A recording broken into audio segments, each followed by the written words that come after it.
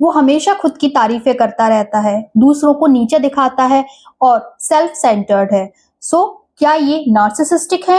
Hello everyone, welcome back to Vyom counselling services. आज हम बात करेंगे एक ऐसे पर्सनैलिटी टाइप के बारे में जिसमें वो इंडिविजुअल अपने आप को हद से ज्यादा प्रेज करता है, दूसरों के इमोशंस को इग्नोर करता है और उसे हर समय सबकी अटेंशन चाहिए होती है। अगर उसे वो प्रॉपर अटेंशन ना मिले तो वो रेस्टलेस हो जाता है और बहुत बार हाइपर बिहेवियर शो करता है। सो इस तरह के लोगों को हम नार्सिसिस्ट की कैटेगरी में रखते हैं। ऐसे लोग आपको अपने आसपास अक्सर देखने को मिल जाते हैं। सो अगर आप भी एक्सप्लोर करना चाहते हो ऐसे पर्सनैलिटीज को तो आज की वीडियो एंड तक जरूर देखिएगा। अगर आप चैनल पर नए हैं तो चैनल को सब्सक्राइब कीजिए जिससे कि सभी लेटेस्ट अपडेट सबसे पहले आप तक पहुंच पाए। तो चलिए लेट्स गेट स्टार्टेड। सबसे पहले हम बात करेंगे कि अपने आसपास आप ऐसे नार्सिसिस्टिक लोगों को पहचानोगे कैसे। सो उनका one of the main feature है कि ये लोग अपने आप को सुपीरियर फील करते हैं, अपने आप को सबसे बेहतर समझते हैं। उनसे ज्यादा इंटेलिजेंट कोई नहीं है, उनसे ज्यादा ब्यूटीफुल या स्मार्ट कोई नहीं है। वो सबसे ज्यादा सक्सेसफुल है, सबसे ज्यादा इंपॉर्टेंट है, चार्मिंग एंड अट्रैक्टिव है। ऐसे लोगों को हमेशा चाहिए कि उनके आसपास की सराउंडिंग में उन्हें 100% अप्रिसिएशन मिले। आसपास सब लोग उनकी सिर्फ और सिर्फ तारीफें करते रहें जबकि उनके अंदर क्वालिटी कुछ भी नहीं है। उन्हें दूसरों की फीलिंग से, इमोशन से कोई फर्क नहीं पड़ता और वो कोशिश भी नहीं करते। उनके मन में किसी और की फीलिंग्स की बिल्कुल भी रिस्पेक्ट नहीं होती।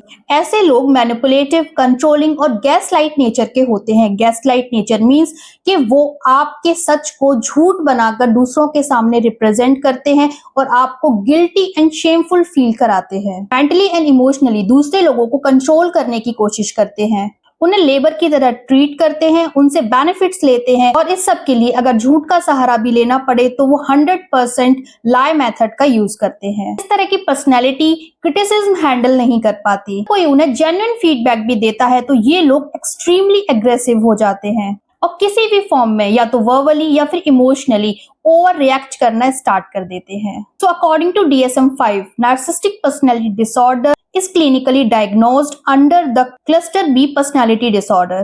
अब हम बात करेंगे कि इस तरह की पर्सनैलिटी डेवलप होती क्यों है।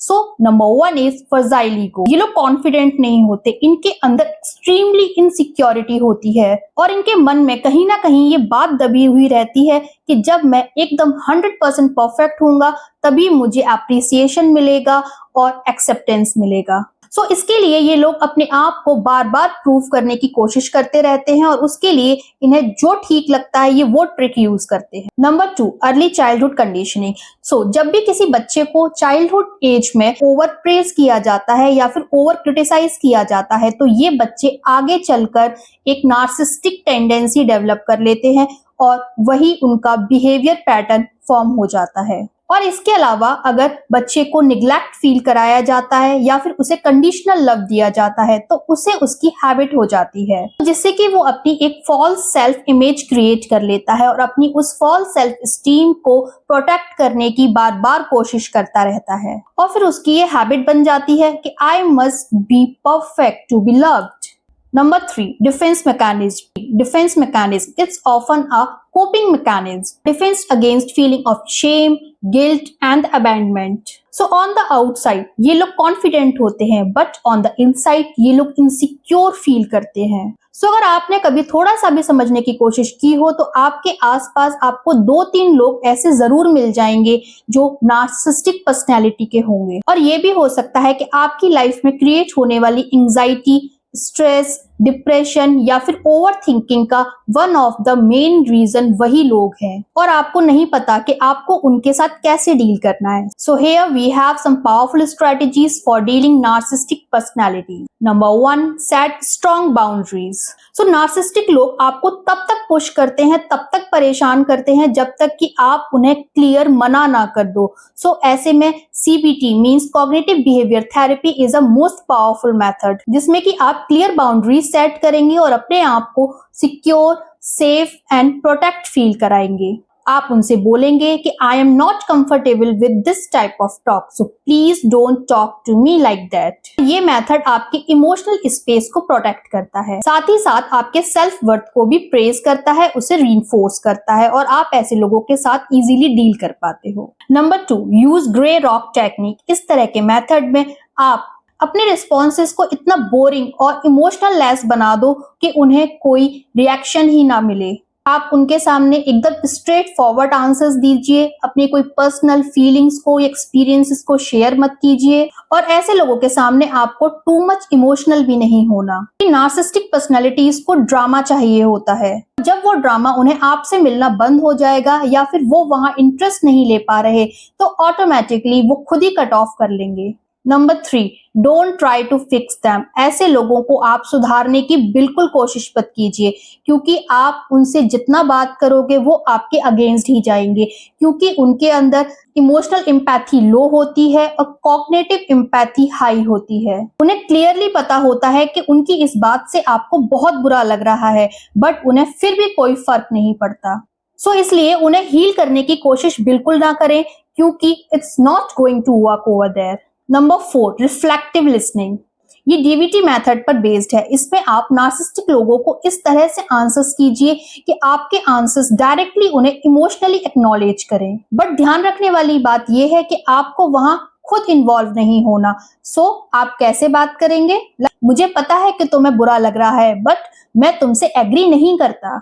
सो जब आप उन्हें इमोशनली एक्नॉलेज करते हो तो वह फाइट स्टार्ट नहीं होती और आप इमोशनली सेफ एंड क्लियर रहते हो। Number 5, emotional distance. वो आपको इमोशनली कंट्रोल करने की भी कोशिश करते हैं, आपके इमोशंस को ट्रिगर करते हैं, बट आपको वहां पीसफुल रहना है, काम रहना है और उन्हें डील करते हुए आपको कोई भी निगेटिव इमोशंस रिफ्लेक्ट नहीं करने।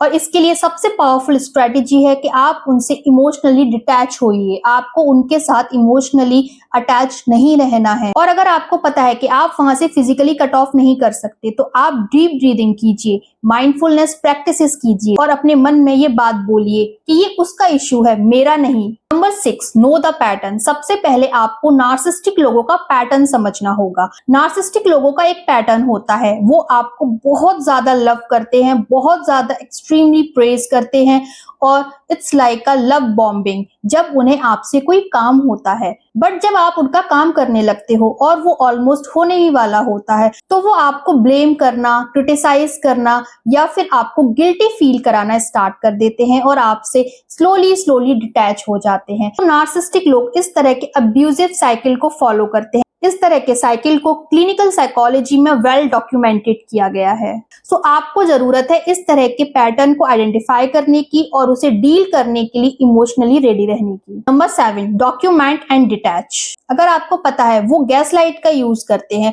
सो आपको एक रिकॉर्ड मेंटेन करके रखना है जिससे कि आप उनके अटैक से बच पाए। लाइक आप उनके उस टॉक्सिक बिहेवियर को रिकॉर्ड कीजिए with the date, with the messages and witnesses and statements. So future में आपके पास भी एक प्रूफ होगा और आप उनकी गैसलाइटिंग से बच पाओगे। Professional help. अगर आप भी किसी नार्सिसिस्टिक अब्यूज से सफर कर रहे हो, सो ऐसे में आपको जरूरत होगी किसी पर्टिकुलर काउंसलर की या किसी साइकोलॉजिस्ट की, और वो काउंसलर और साइकोलॉजिस्ट आपको थेरेपीज के थ्रू हेल्प करते हैं। थेरेपीज की प्रैक्टिस से आपके सेल्फ कॉन्फिडेंस रेज होता है, आपका ट्रस्ट वापस आता है, आप अपने हेल्दी बाउंड्रीज मेंटेन करना सीख जाते हो एंड अपने इमोशनल वुंड्स को भी हील कर पाते हो।